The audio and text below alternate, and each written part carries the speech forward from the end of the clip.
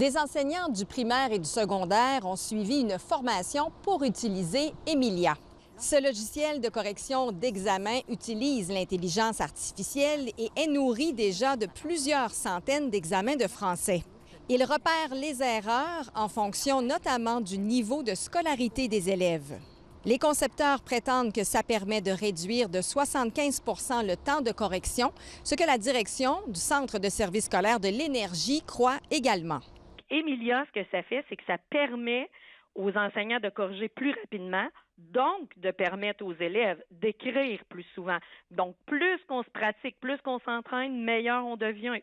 Certains professeurs trouvent que le logiciel n'est pas encore à point, mais d'autres l'apprécient.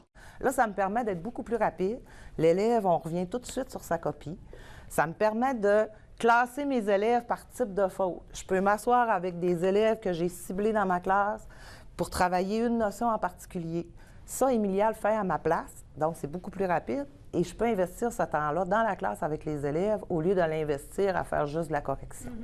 Puisqu'il pourrait faire des petits, écoutons un représentant syndical d'un autre centre, mais qui est lui-même enseignant de français au secondaire. Ça peut être intéressant d'avoir une première lecture. Puis quand on a une première lecture, c'est un peu comme un autocorrecteur. Quand on regarde nos choses, on pourrait passer par-dessus certaines erreurs qu'on n'aurait pas vues. Fait que ça peut aider à mieux corriger les copies.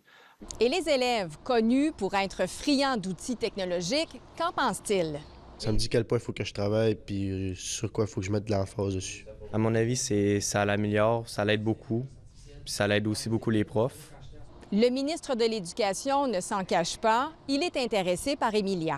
Évidemment, si c'est bon pour les enseignants, si c'est bon pour les élèves, on ne va pas s'en priver. Le Centre de service scolaire de l'énergie devra prendre une décision sous peu pour savoir si on continue après le projet pilote qui se faisait sans coût. Mais déjà, on affirme avoir un intérêt à poursuivre pour le secondaire. Ici Barbara Leroux, Radio-Canada, à Trois-Rivières.